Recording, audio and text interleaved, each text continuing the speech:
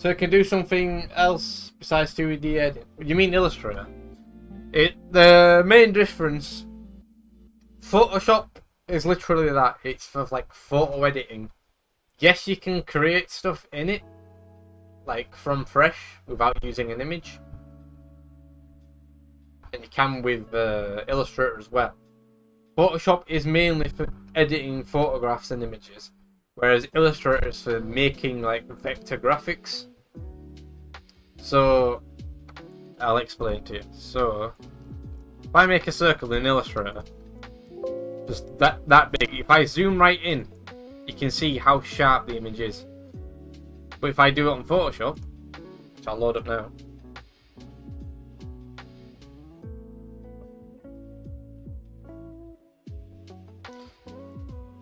I'll show you the difference.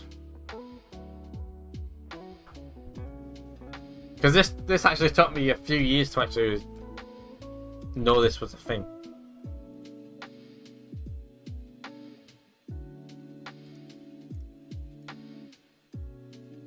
I'll just do that. Okay, no, I won't do that. File new. Web large, right. So now if I do the exact same thing on here and make a circle. Now when I zoom in, you see how it gets all pixelated? Whereas on Illustrator, it's super sharp.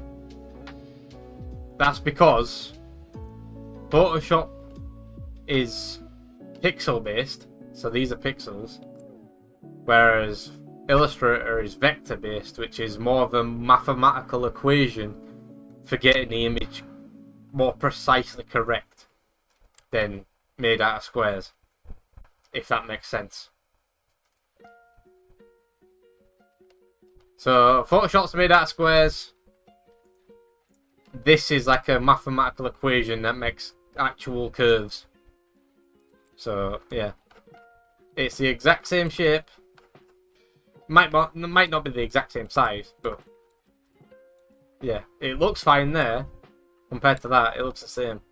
But as soon as you zoom in, there's a massive difference. So that's why I design things on Illustrator, because no matter how big, watch this, I'll show you this as well.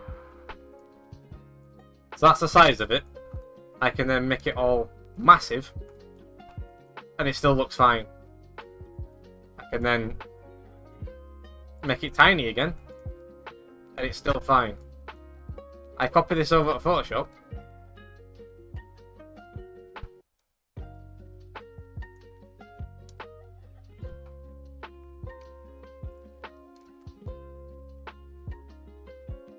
So I can place this in as pixels or smart object. I'll go smart object. Nice loading.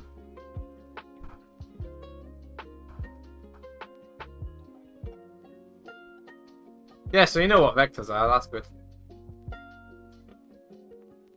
I don't want it to load into the library, I don't care.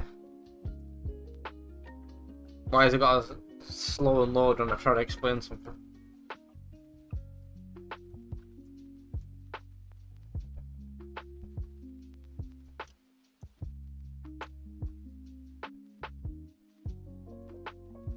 Right, Photoshop's taking the piss, so I'll just explain it. So if I put this into Photoshop and I change the size of it, if I make it bigger or even smaller, it'll pixelate like hell because it's made out of squares. So it's like the same on your TV, where it's trying to compensate colours into one certain square, but it can't have multiple colours, it can only have one colour.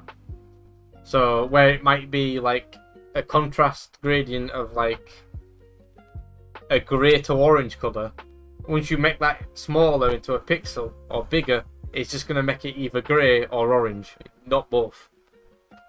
So most logos that exist, so like for companies like whatever, like Nike or something like that, the logo should be made in a vector program, whether it's Illustrator or something else that uses vector graphics. It should be made in that, so no matter how big or small you make that image, it won't pixelate. Whereas if it's made in Photoshop, if you then print it out this big, even though it's this big, it's going to pixelate like hell and it's going to look like shit.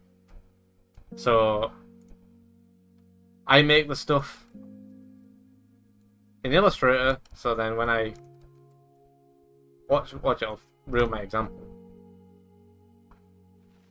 Probably because I've added it in as a smart object. See how it pixelates when I zoom in?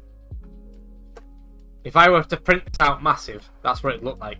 It's like if you've ever seen in person, if you ever look, say on like a shop wall where they've got a massive printout that covers the wall. If you're stood like that close to it, you can see all the individual pixels that make it up. But when you're stood at a distance, which you usually would be, it looks like a perfectly clear picture.